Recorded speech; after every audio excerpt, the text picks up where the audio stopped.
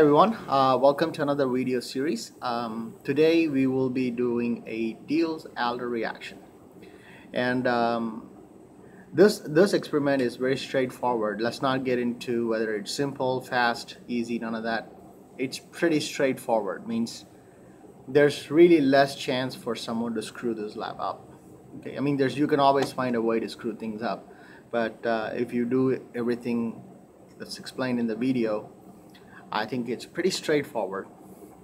And the two chemicals we'll be using today for the lab would be maleic anhydride and anthracene.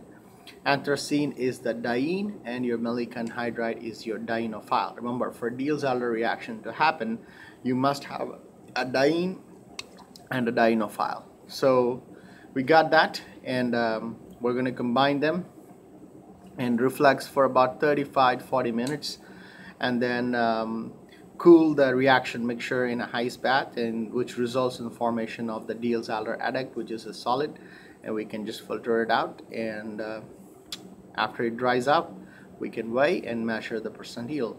As I said, this lab is quite straightforward, so without further ado, let's look at the reaction, and then I'll walk you through the setup and what prior preparation I have done before I've started doing the lab, and that's it. So I'll see you back with another clip where I will walk you through what's happening in terms of the reaction.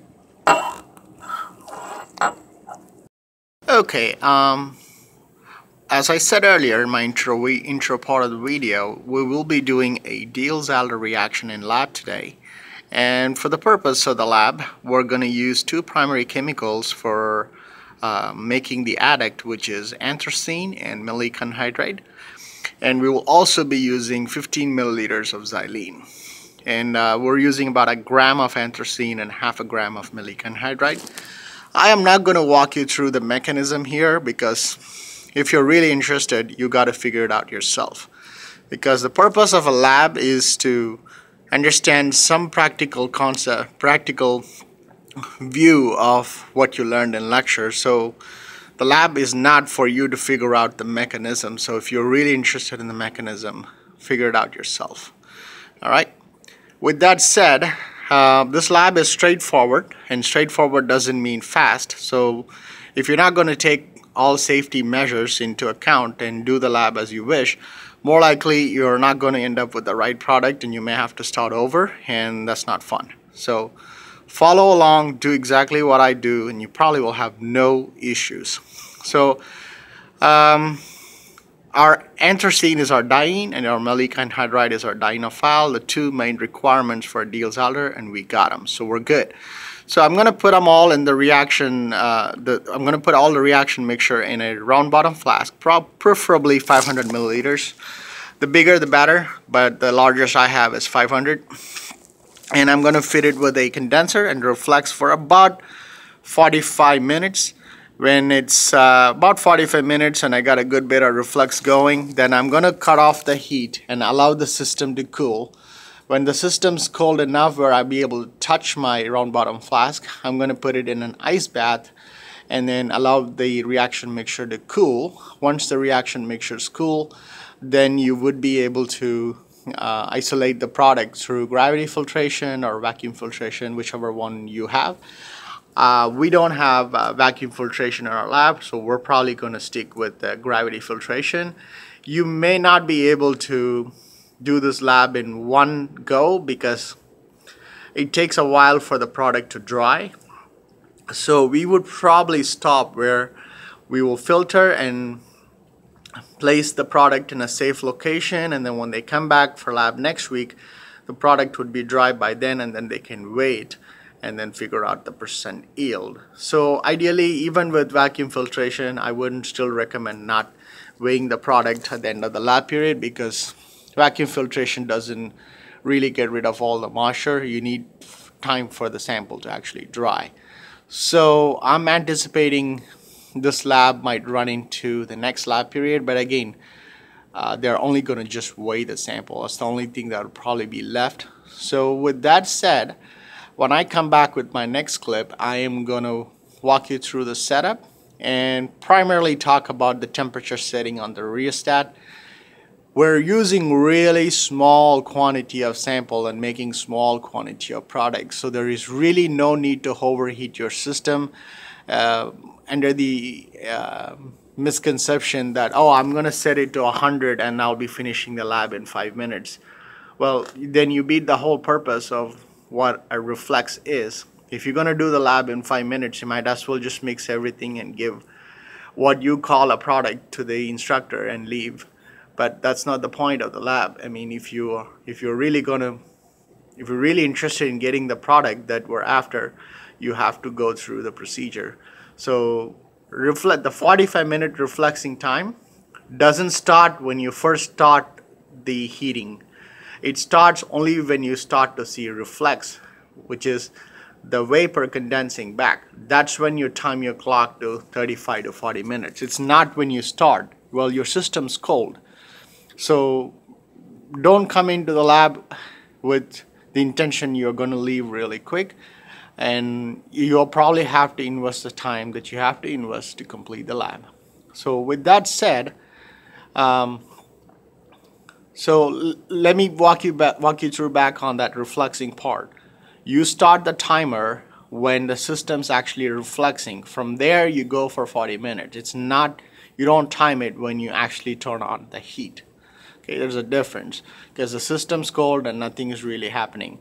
I would preferably start on the rheostat at about 30 because I know how our mantles work and what temperature works best. It may be different for your setup, so you may have to check the owner's manual for your rheostat and your mantle on how the settings are done. On ours, 30 is fairly good to get a good bit of heat. And then once reflex starts, actually you can lower down the heat a little bit because, again, as long as you maintain a decent temperature and you're reflexing, you're probably good. You don't need to even go half the setting on your rheostat. I'm going to start off at 30, and then as the reaction proceeds, as I go with the flow, I might keep it at 30. I might go slightly higher or slightly lower, but again, that depends on how the reaction mixture looks like. Well, I'm going to stop here and I'm going to come back with the reaction setup. All right, stay tuned. Bye-bye. Okay, I'm back with the setup for the Diels Alder reaction.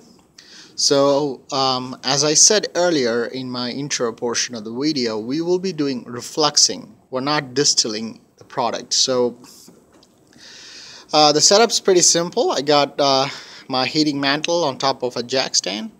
And then I got a 500 milliliter round bottom flask fitted with a condenser, and the lower portion of the condenser goes to the water, which is the in, and the top portion goes to the out. And then I got this little stopper on the top with a fine opening. You can see you don't need this, but the reason I have it here is you don't want to leave the thermometer here the whole time, because if there is no space for the air to leak, the vapor to leak, it's going to pressurize the system and it will there's a chance for the glass to explode. So I'm going to keep this open here, and when I need to take a temperature reading, you probably don't need to, but if you want, you can always stick a thermometer in and get the temperature of the vapor here. So you don't want to close the system because it will be a sealed system once you start eating, and you don't want to heat anything with seals. You don't want to heat any liquid, particularly generating vapors, in a sealed system. With that said, and the mantle's hooked up to the rheostat. In a minute, I'm going to set it to about 30 because I know it works efficiently there. And if I see the system overheating, then I might cut it down to about 25.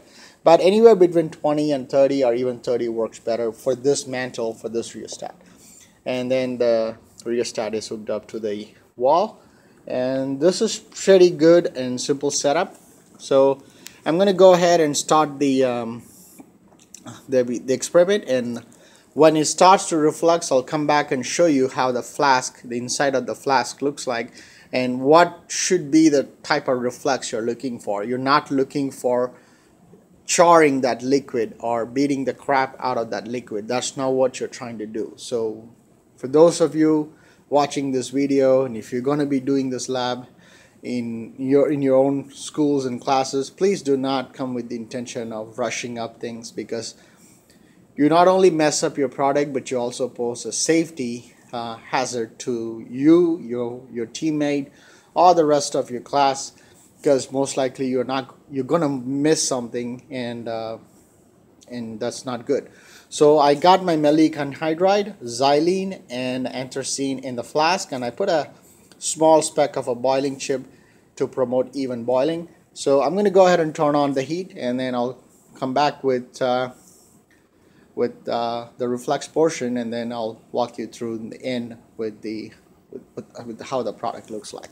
All right, I'll catch you back pretty soon. Bye bye.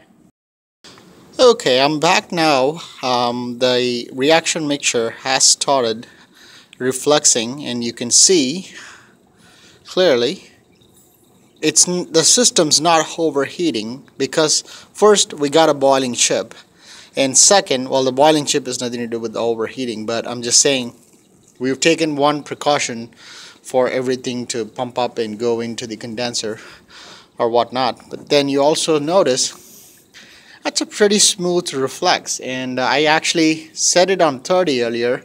I went back and cut it down to about 20 because I do have a small amount of sample.